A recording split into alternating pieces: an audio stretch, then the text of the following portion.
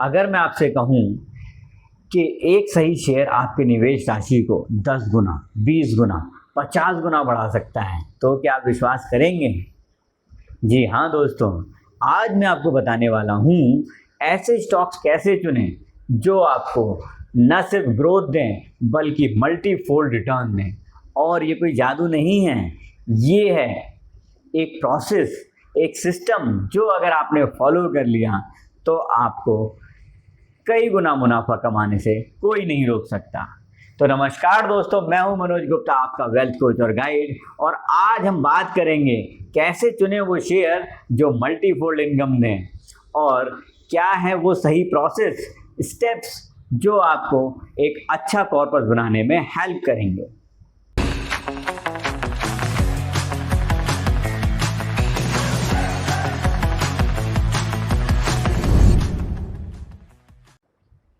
तो दोस्तों 2008 में जिसने भी 1 लाख रुपए TCS, इन्फोसिस या एशियन पेंट में लगाए थे, आज उसकी एसेट वैल्यू या शेयर वैल्यू करोड़ों रुपए में है, करोड़पति है वो। तो आखिर क्या किया उसने, आखिर कैसे चुने उसने वो शेयर्स जो मल्टीफोल्ड इनकम देने वाले थे?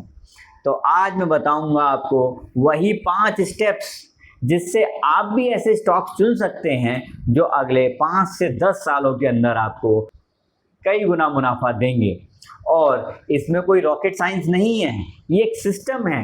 अगर आप इसे फॉलो करेंगे तो आपकी इन्वेस्टमेंट कई गुना बढ़ जाएगी। तो आइए चलते हैं उन 5 स्टेप्स की ओर जो आपको दे सकते हैं मल्टीफोल्ड इनकम या कई गुना मुनाफा। तो स्टेप नंबर 1 है बिजनेस को समझो। सबसे पहले उस कंपनी का बिजनेस समझना बहुत ज़रूरी है जिसमें आप निवेश या इन्वेस्टमेंट करना चाहते हैं। क्या यह बिजनेस सिंपल है या स्केलेबल है? सिंपल का मतलब होता है आपको उसके प्रोडक्ट और सर्विस समझ में आना बहुत ज़रूरी है। जैसे पार्ले जी है, उसका प्रोडक्ट और सर्विस सबको समझ में आता है, ठीक है। HCL है, उसके प्रोडक्ट और सर्विस सबको समझ में आते हैं। सेम वे में वो स्केलेबल होना चाहिए, यानी कि अगले 5 साल में, 10 साल में क्या इस बिज़नेस को आसानी से ग्रो किया जा सकता है।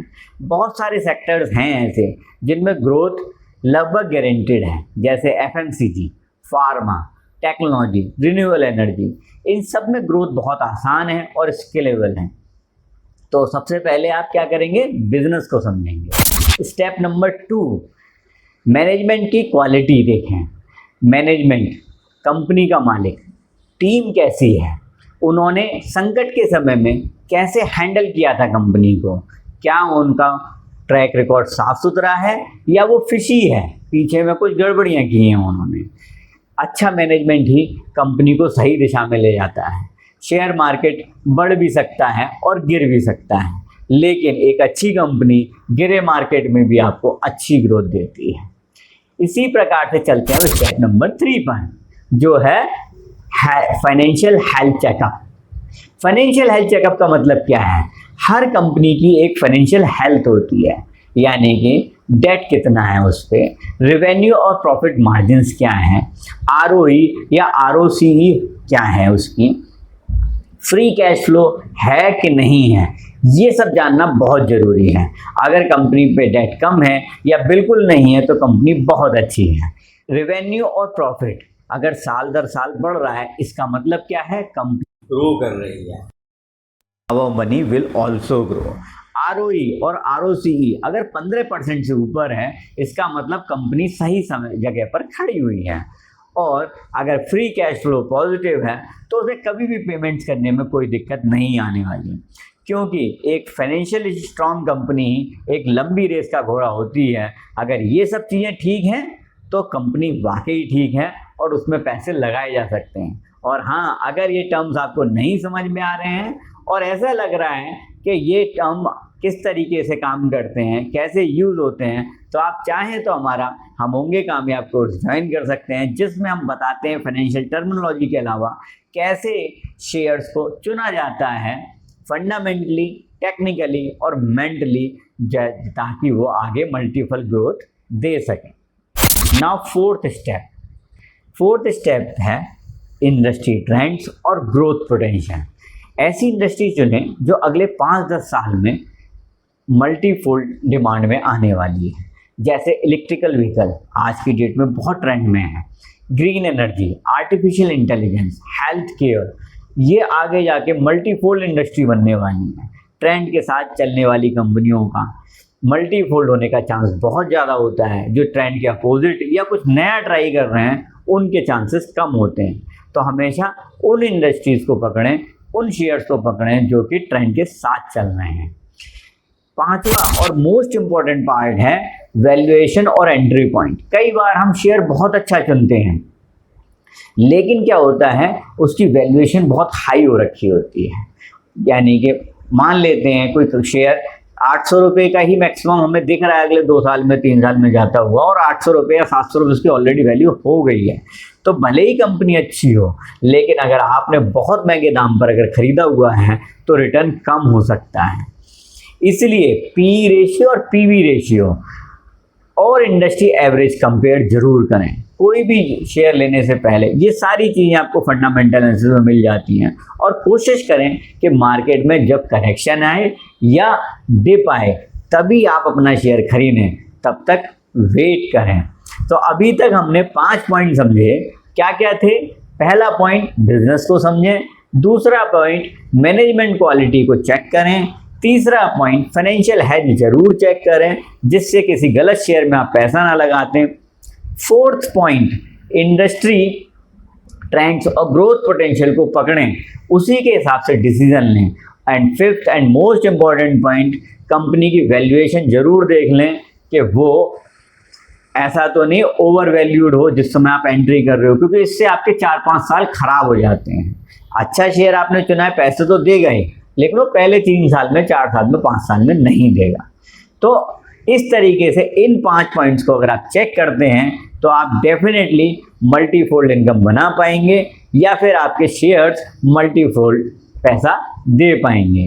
अब इसके साथ हम बात करते हैं उन कुछ मिस्टेक्स की जो अगर आप अवॉइड करेंगे तो आपको अपना पोर्टफोलियो बढ़ाने में, ग्रो होते हुए देखने में बहुत आनंद आने वाला है। तो पहली मिस्टेक, सिर्फ टिप्स या न्यूज़ देखकर निवेश ना करें दोस्तों। कई बार टीवी पे लोग अपना माल ही बेचने के लिए बैठे हुए होते हैं। कई बार हम उनके ट्रैप में फंस जाते हैं या ओवर वैल्यूड कंपनी उनके कहने पर उठा लेते हैं, या कोई और XYZ रीज़न इस तरीके का हो सकता है। तो टिप्स ज़रूर लें, देखें, ठीक है, लेकिन अपने 5 पॉइंट्स पर जब तक आप वेरीफाई ना कर लें तब तक उसमें एंट्री ना करें। दूसरा मोस्ट इम्पॉर्टेंट पॉइंट वो है कि कभी भी शॉर्ट टर्म प्रॉफिट के लिए अच्छे शेयर ना बेचें। कई बार क्या होता है, हमारा कोई शेयर 10%, 15%, 20% की रिटर्न दे गया है और हमें पता है ये डबल, ट्रिपल, 3 टाइम्स भी जा सकता है। हम सोचते हैं यहाँ निकल जाते हैं और नीचे जाके फिर खरीद लेंगे। दोस्तों, निकलना तो आपके हाथ में है, लेकिन एंट्री तो तभी मिलेगी ना जब नीचे आएगा। ऊपर ही चलता चला गया तो कहाँ एंट्री कर पाओगे। जो चीज़ आपने मान लीजिए 200 रुपये में बेची है वो 300 में तो आप नहीं खरीदने वाले हो। तो इस तरीके से एक अच्छा स्टॉक आपसे छूट जाता है।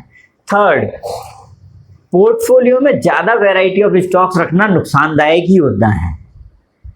आप देखिए, सिंपल से एग्जांपल देता हूँ, 5 पांडव 100 कौरवों पर भारी थे। क्यों? उनमें बहुत ही बढ़िया क्वालिटीज़ थी।